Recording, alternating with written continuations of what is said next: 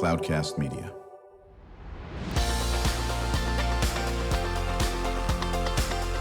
Drew Schlosberg Spotlight on the Community Show, amplifying the voices of social impact organizations, entrepreneurs, local nonprofits, and other community champions who shape the culture, creativity, and connectivity of San Diego.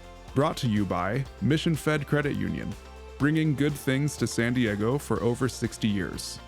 Learn more about what is good for you and good for all by visiting www.missionfed.com.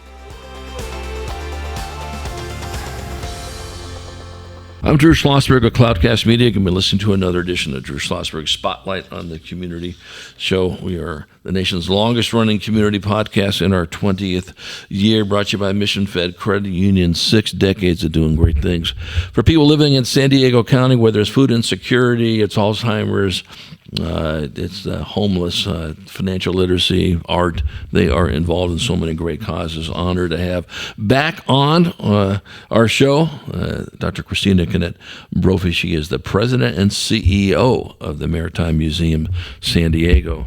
How you doing, Christina? I'm doing great. Thank you, Drew. Good. So you've been in this position for how long now? It's been a little over a year. And it seems like 40 years or 40 minutes or a little bit in between each. A little of both. On this. Absolutely enjoying it? I am. Yeah, it's terrific. How has the community embraced you?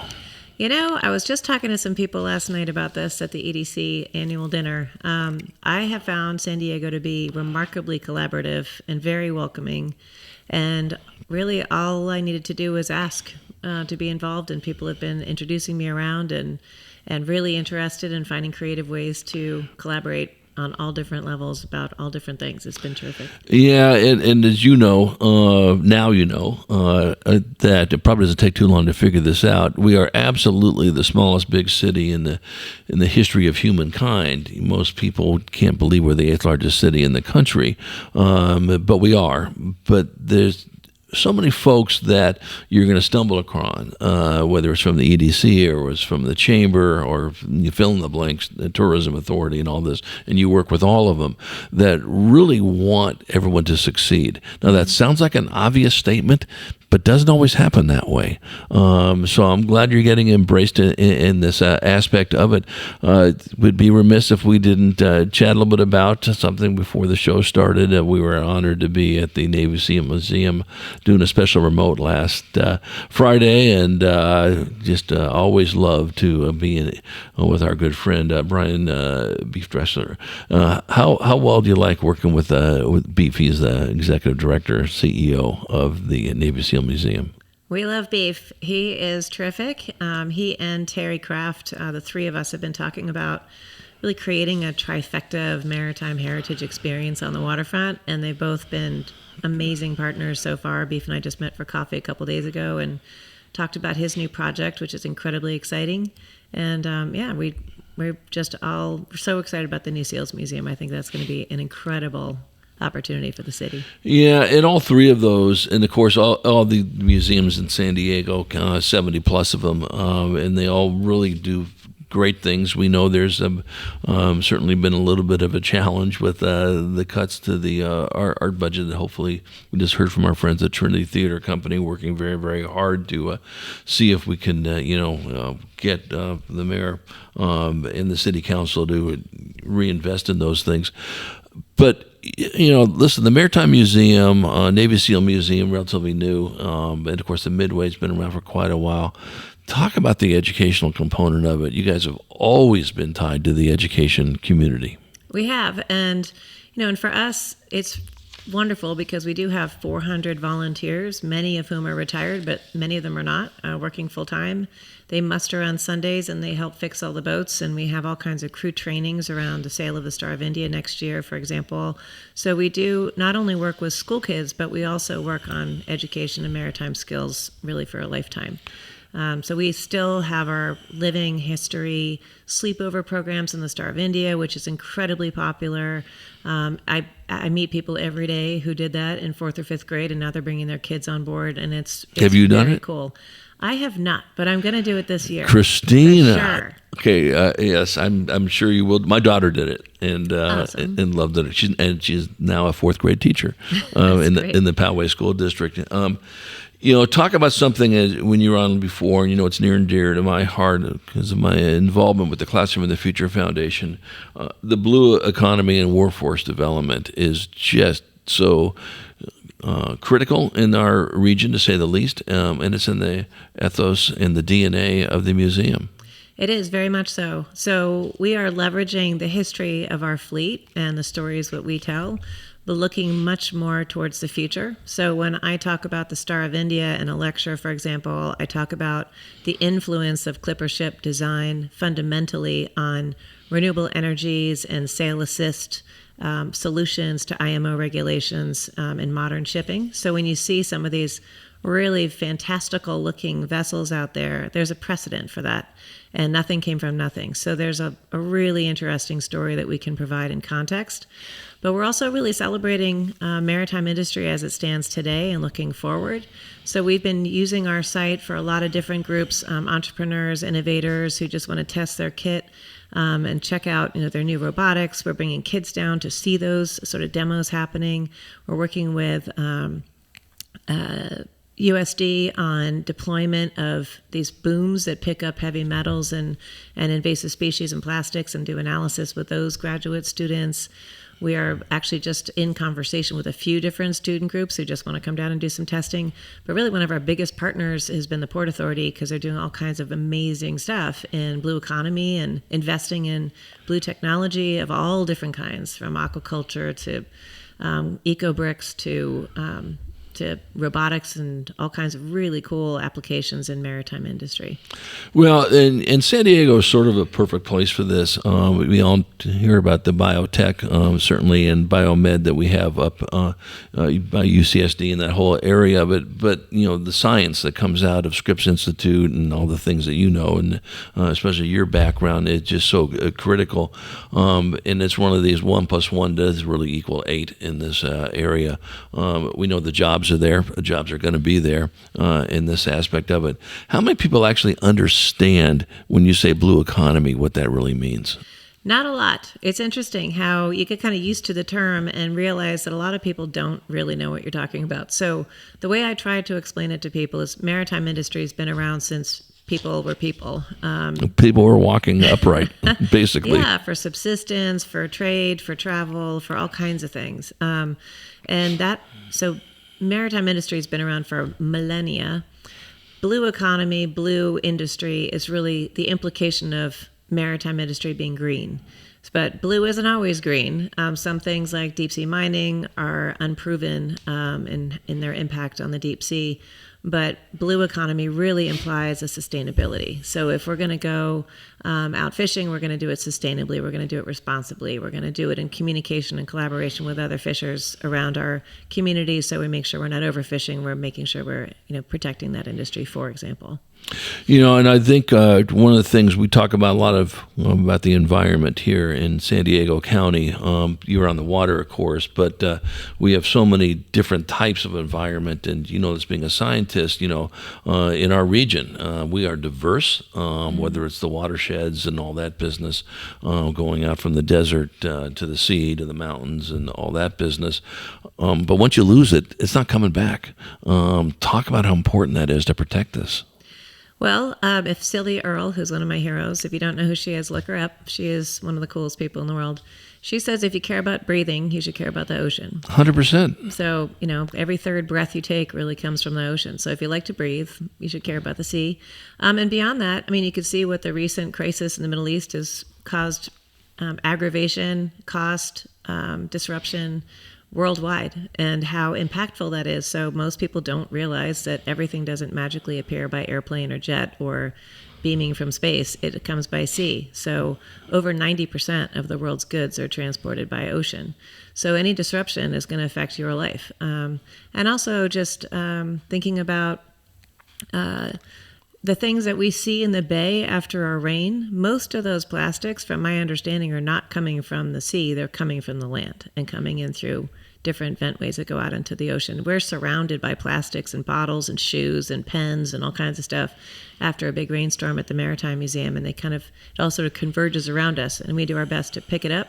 But a lot of that's coming from deep inland. It's not coming from the ocean.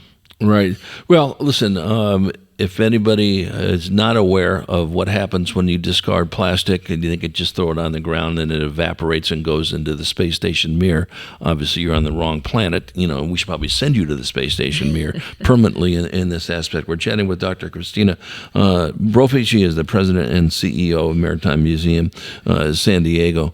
I'm Drew Schlosberg of Cloudcast Media, listening to another edition of Drew Schlosberg Spotlight on the Community Show, brought to you by Mission Fed Credit Union. I want to get back into workforce development and talk about just how much jobs, probably jobs we don't even know even are going to exist many years from now, could tie to the world that you live in, and it's so important. And with that, how is AI going to impact on what you folks are doing? That is an excellent question. AI is definitely going to be involved in pretty much every industry. Already is. And I think the biggest way, and I'm not an expert in this, so I don't want to misspeak, but it's the data-driven decisions that I think are really going to make the most difference in ocean sustainability moving forward. And that really was the mission of Rick Spinrad, the former administrator for NOAA. The blue economy is really about data-driven decision-making in all different areas: recreation, tourism, coastal resilience, all the things. So instead of just going out and deep-sea mining, let's make sure we understand what the bottom of the sea looks like and what lives there. So there are some ways that AI can bring a lot of that data together in undersea mapping, for example, so it can process that data a lot faster than the human beings can in partnership. So I think there are some real applications around that. Yeah, and I think what also people have to be mindful from, and love to talk to the scientists that are on this program, listen, this is near and dear to my heart. My father was a medical doctor and taught medicine at UCLA, so we know research and science is real. It's important. And anybody who says it's not, you need to stand up to that, and you need to be in full force, whether it's dealing with the human body or it's dealing with the environment, and how critical it is. And we're fortunate enough we have a lot of great scientists in our area. Do you see any pushback coming that, wow, why are we studying this stuff? Is it really that critical? Well, of course it's that critical. You mean at the museum particularly? Museum, or just in your space of blue economy and just in general, Yeah, I mean, I think people are not aware of it, and that's one of the things we're trying to change as storytellers, is what is blue economy, and the sea's not the same. So I talk a lot about baseline normal. So I was born in the 70s, and my baseline normal is not the same as my kids. So when I lived in San Diego 30 years ago, I find the city's quite different now. So the environment changes over time, and there are things that we really need to understand about that. For example, the abalone population and what's happened to abalone for the last 100 years. When the Spanish came in, and we have a Spanish galleon, so we can talk about this. When the Spanish came in, they wiped out the otters, which were the predators of the abalone. So by the time Westerners moved out to California and made a big deal about collecting abalone shells, people thought they were endless because the otters had stopped eating them, and there were so many. Well, that wasn't baseline normal. So now otters are coming back. Abalones have been completely decimated by people, and people want them to go back to where they were in the 1920s. Well, that wasn't normal. So it's kind of like the seals coming back in Cape Cod and everyone going bananas about great whites coming back. Well, that's because this isn't even anywhere near the original seal population that used to be in Cape Cod. So it's kind of understanding the context of the stories and kind of what our society is built on, our culture and beliefs are built on, has everything to do with cultural history. Well, and I'm just going to hit that. And it is all about history. Long statement. If you don't understand history, you're going to repeat the failures before on this. That sounds so trite, but it's so true.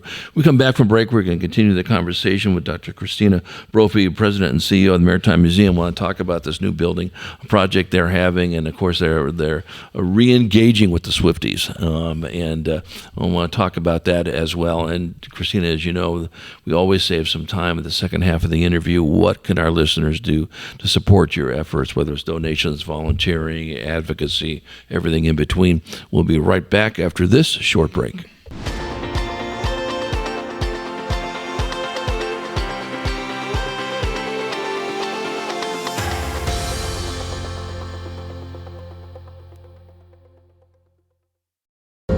When you do your banking with Mission Fed, you get great rates on auto and home loans.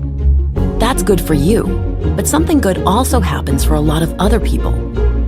We're not for profit, so we put money back into the community to help lots of great nonprofits to keep San Diego strong. So you're not just getting something good, you're doing something good. Come to Mission Fed. It's banking that's good for all. Brand amplification is the DNA of Cloudcast Media, and our code is the powerful blending of sound, voice, and storytelling to lift local brands and their communities. Whether it is our Brandcast, Schoolcast, or Causecast platforms, the unifying ethos is all about this community, the one you call home. If you dare to dream and want to explore the brand amplification of Cloudcast, a national leader in local podcasting and other Winfluence strategies, please visit us at cloudcast.us.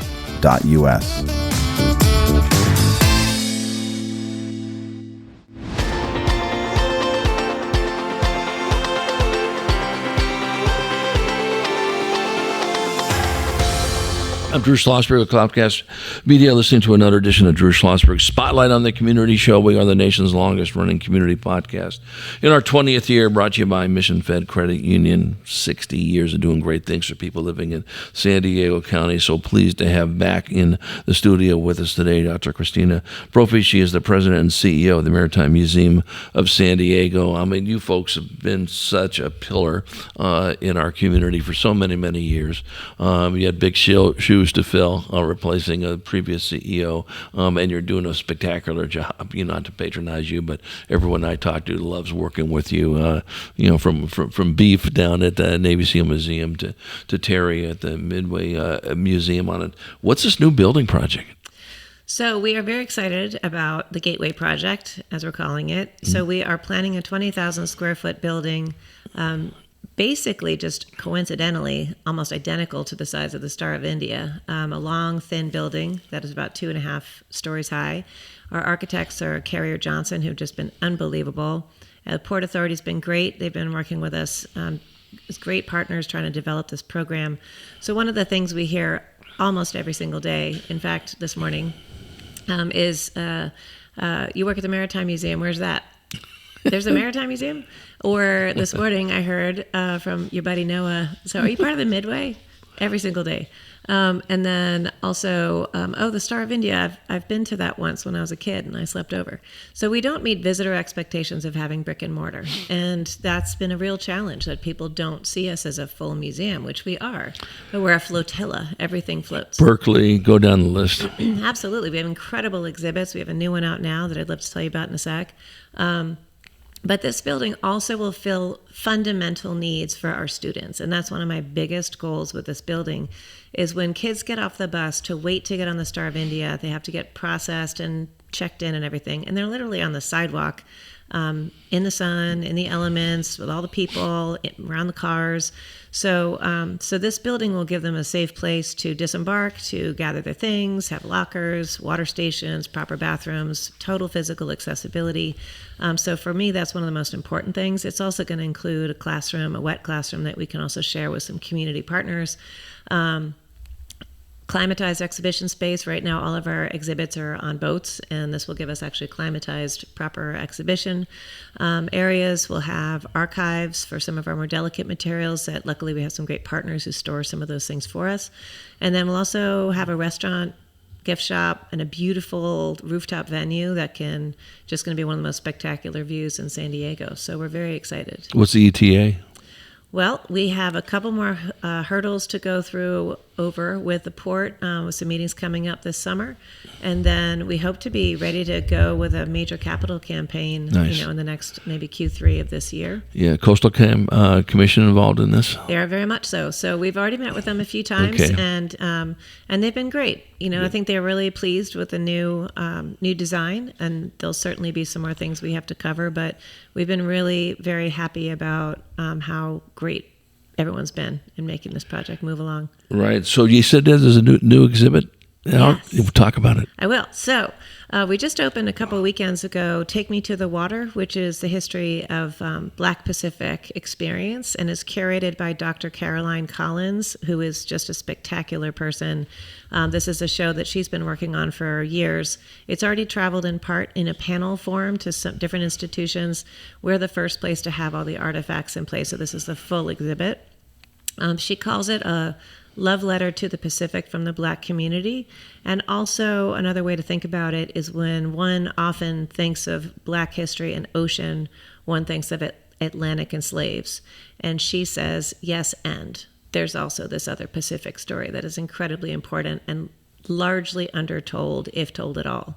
So it's really embedded in San Diego, California, but Interesting. throughout the Pacific. It's a terrific show, and it's open for about 10 more months. 10 more months. Okay. And it's what are the times? What do you have to reserve your spot in this, or you just come right down and walk in? You can come on down. We're open 7 days a week, 10 to 5, and there's no add-on for the ticket. And we also are going to be filming with David's Harp Foundation to do a video of the bottom floor of the exhibit. So if you have any physical issues, you can watch that on your iPhone or on a QR through a QR code at home. So it'll be totally accessible that way. And we'll also have some programs coming up throughout the year to celebrate that exhibit. So please check the website for those details. No, so you folks certainly rely on sponsorships, of course, and exhibits and all that, but you're a member-driven organization, correct? We are very much a member-driven organization. So really one of the biggest appeals I always have for people is please just sign up and be a member, because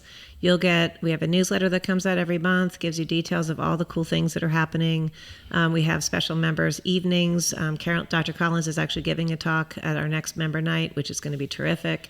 So if you want, be part of that, you got to become a member. And then we have opportunities for volunteers to join. We have 400 volunteers and they really run the place. Yeah. Well, we all know that from museums, and we can't talk enough about the docents for, of course, on the Midway and all the museums. Beef was chatting about the ones that has a Navy SEAL museum, and of course, and these folks, listen, they embrace their museum they're working on, to say the least. They have they consider it their own, as they should, in this aspect of it. And I know some of the challenges are we work, as you well know, with the schools quite a bit, with the Classroom of the Future Foundation, and thank you very much for presenting at our summit. Really appreciate that. That won't be the last time we'll probably ask you to do that. Can't talk enough about innovation and the workforce development and so forth in this. But we know getting students down there is a challenge. The buses back in the day were relatively affordable. They're not anymore. So if people want to contribute and buy a bus for a school, that will be very much appreciated, correct? Absolutely. Yeah, transportation is the number one barrier. Right. And we do have high hopes and aspirations to make a mobile museum where we can bring the museum to schools. And that's sort of part of a 2-year plan that we're trying to implement. Talk about the Swifties. Oh my gosh, the Swifties. I love those guys. So the Swifties are docents, and they are Vietnam vets. They were on Brownwater Navy Swift boats. We have the PCF 816 at the Maritime Museum. She was used as a training vessel out of Coronado, and then later donated to Malta to be part of her Coast Guard. Eventually later, decades later, was donated back to the Maritime Museum of San Diego. What we're very proud of are several things. She is the only operating Vietnam-era Swift boat in the world, which is pretty cool. That is cool. She was just out in the yard for a bit getting some work done, and some of the staff and one of our docents and I went donuting around the harbor the other day to test her out, which was so much fun. So our docents are vets, and they're just the most interesting people. They've run that boat. They tell the greatest stories. We actually have just recently gotten an incredible donation from a private donor whose husband was a hero of the Vietnam War. He's passed away since then, not in the war, but she gave a very generous donation. So we're going to be redoing our whole exhibit. We're going to be building a new dock. We're going to be doing some really cool things to celebrate the Swifties. But they're really one of our greatest treasures. Yeah, and I think that's one, just from the historical nature of it and how all this ties together. Yeah, we all know San Diego is the largest military port in the country, with our Navy, Marines, and the Coast Guard, smattering of Air Force and Army in that area. And we talked about this earlier when we talked the contributions of the blue economy to our lifestyle. The Navy and the Marines and the Coast Guard and the San Diego Military Advisory Council, which I've been very honored to be affiliated with for quite a while, does a military economic impact report. And so $70 billion of indirect spending comes from the military and $39 billion of direct spending. There's nothing even close to number two. Dwarfs tourism and, of course, entertainment, which you really wouldn't think in this town. You think the military has an impact. It is a huge footprint. But no, listen, talk about how you work with the military. Obviously, we know your relationship with the museums, Navy SEAL Museum and the Midway, but how about other groups? Well, I have a long relationship with NUIC, the Naval Undersea Warfare Center, based out of now Newport, Rhode Island, and then 401 Tech Bridge and some other sort of aspects of the military funding sources, but also partnerships in various activities I've done over the years. So that includes things like marine mammal bioacoustics and the impact to marine life with sonar testing and other types of equipment testing. So when I discovered when I first started working with the Navy is they are the largest funders of marine mammal research in the world. Because, yes, some of this testing has had pretty detrimental impacts on animals. At the same time, they don't want to do that.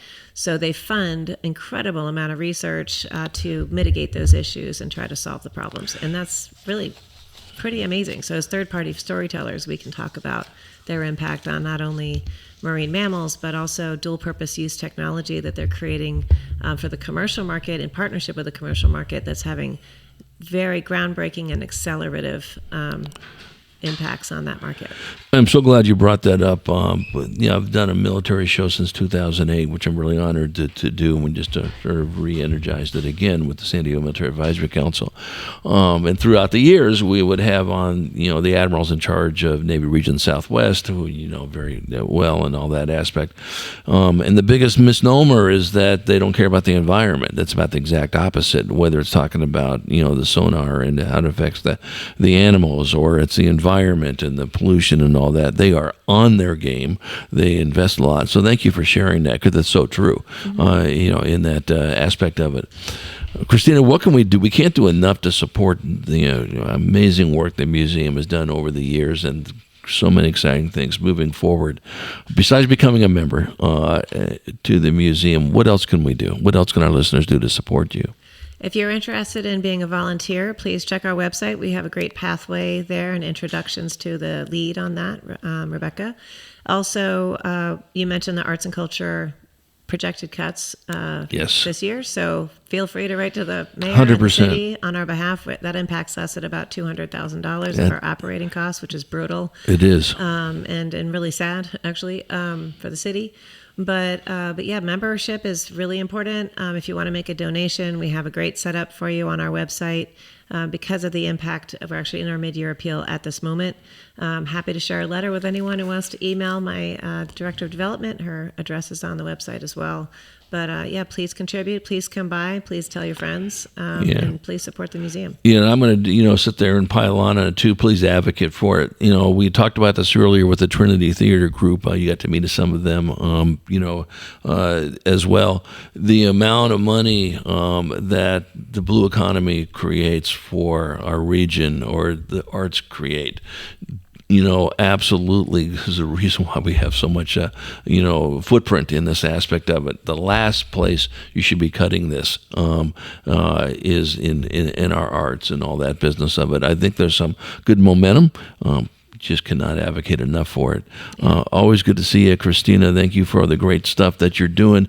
Next time we have you on, let's think about some of the groups that are benefiting from what you are. We love to have guests of our folks that come on and the constituents that they work with that are really changing the lives, whether it's the educational experiences of the students or whatever. How's that sound? That sounds terrific. And in the meantime, if you have a birthday, a wedding, anniversary, all the things, we have some great spaces for you and some great events coming up. Well, my daughter's getting married a week from tomorrow. Okay. And so, a little bit too late. Congratulations. Thank you so much. I'm pretty excited about that, to say the least. But we'll keep that in mind. So the next time I have a friend has an idea, they probably are thinking about that. Dr.